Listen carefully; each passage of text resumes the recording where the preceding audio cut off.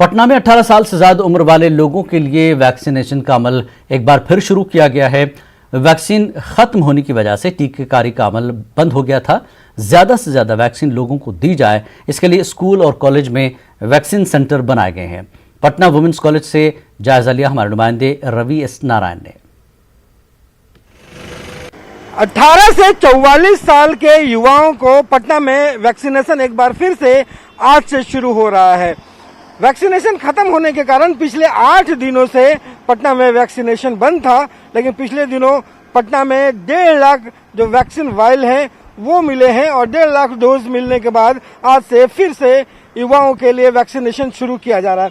और आपको बता दें कि इस बार जो है यहाँ पे वैक्सीनेशन देने के लिए अस्पताल की जगह जो स्कूल और कॉलेज हैं वहाँ पे सेंटर बनाए गए हैं, ताकि युवा जो वहाँ पे पढ़ते हैं जाते हैं ज़्यादा से ज़्यादा लगा सके और सुरक्षित भी रह सके। देखिए, ये पटना वुमेन्स कॉलेज है और पटना वुमेन्स कॉलेज को भी यहाँ पे एक वैक्सीन सेंटर बनाया गया है और यहाँ पर युवाओं को आज सुबह 9:30 के बाद जो है 10 बजे से यहाँ पे वैक्सीन लगना शुरू होगा और यहाँ पे लोगों को वैक्सीन लगेगा।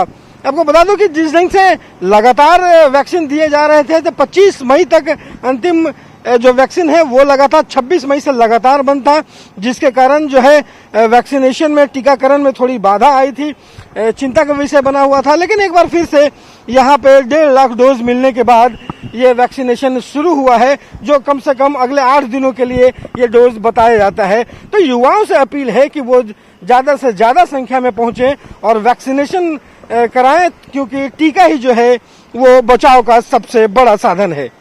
कैमरा पर्सन सुबोध के साथ रवि एस नारायण, न्यूज़ 18 पटना।